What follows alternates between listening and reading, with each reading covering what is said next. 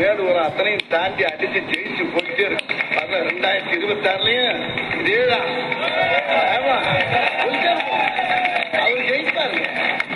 அவர் நிறைய ஏகப்பட்ட ஓட்டு, அதாவது 200 சீட்டுக்கு மேல வருவார் பாருங்க. அவர் நம்ம முதலமைச்சர். அவர் கையால் சொத்தோட நல்லா இன்னும் அவர் நல்லா மக்களுக்கு நிறைய செய்வாரு. அதாவது சொன்னதையும் செய்யறாரு, சொல்லாத செஞ்சுக்கிட்டு இருக்காரு. சொன்னதுல 10% தான் இருக்கு, சொல்லாததான் எக்கத்துக்கும் போக செஞ்சிருக்காரு. அதனால அவர் உண்மையிலே நம்மளுக்கு கிடைச்ச. வணக்கம் மக்களே. திரு வடிவேல் பற்றி என்னுடைய கருத்துங்க. அவர் எந்த பக்கம் சப்போர்ட்டாக போகிறாரோ அந்த பக்கம் அந்த கட்சியை தோற்று போயிட்டுங்க.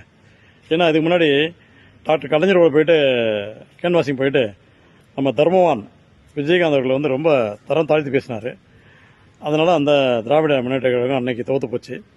இன்றைக்கி அப்புறம் அவருக்கு நிறைய வாய்ப்புகள்லாம் கிடையாது. ஏன்னா விஜயகாந்த் தரம் தாழ்த்தி பேசினால யாரும் வாய்ப்புகள் கொடுக்கல. ஏன்னா அவர் தர்மவான் கொடைவள்ளல் அவர் விஜயகாந்த். அதனால் அவருக்கு வாய்ப்புகள் போச்சு. இப்போ வந்து அவர் வந்து நம்மளுடைய துணை முதல்வருடைய பர்த்டே அன்னைக்கு அவருக்கு 49 அடி எடுத்து வைக்கும்னு சொல்கிறதுக்கு பதிலாக அவருடைய வயதை 59 அடி எடுத்து வைக்கும் நம்ம துணை முதல்வர் சொன்ன உடனே பக்கத்தில் இருக்க அமைச்சர் சொன்னாங்க 59 இல்லை சார் 49 சொன்னாங்க ஒரு ரெஸ்பெக்டாக.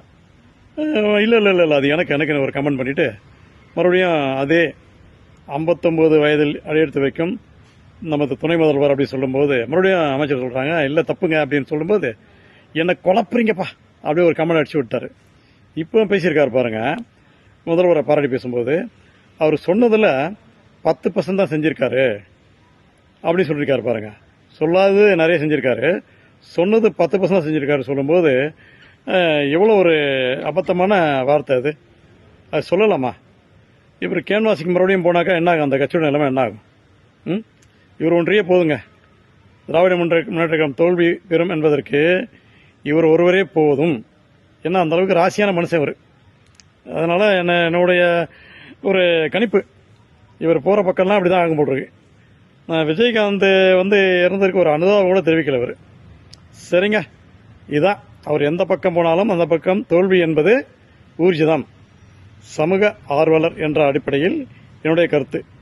வாழ்க வளமுடன். நன்றி.